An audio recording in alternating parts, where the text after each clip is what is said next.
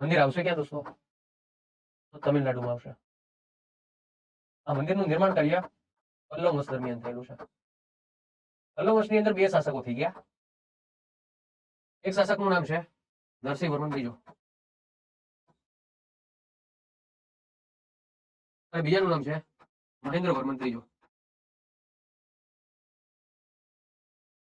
નરસિંહ વર્મન બીજો છે તેમણે કૈલાસનાથ મંદિર છે નિર્માણની શરૂઆત કરાવી હતી. અને મહેન્દ્ર વર્મન ત્રીજો એટલે નરસિંહ વર્મન બીજાનો પુત્ર, બરાબર, આનો પુત્ર છે આ, એમણે બાંધકામ પૂર્ણ કર્યું. કયા સમયગાળાનું સ્થાપત્ય છે? તો દોસ્તો 7મી 8મી સદીમાં નિર્માણ કરવામાં આવેલું હતું. નિર્માણ માટે કેવા પથ્થરનો ઉપયોગ થયો હતો? રેતીના પથ્થરનો ઉપયોગ થયો હતો. કઈ શૈલીની અંદર બનેલું છે?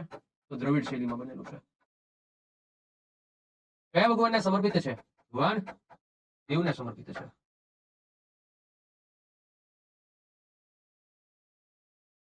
ક્લિયર? તો આટલો ડેટાબેઝ આપણે ખાસ યાદ રાખવાનો છે. તમારા માટેનો ક્વેશ્ચન છે, બધા વિદ્યાર્થી મિત્રો કમેન્ટ કરવાની છે કે આ નરસિંહ વર્મન બીજો એનું ઉપનામ શું છે? બધા દોસ્તોએ કોમેન્ટ કરવાની છે.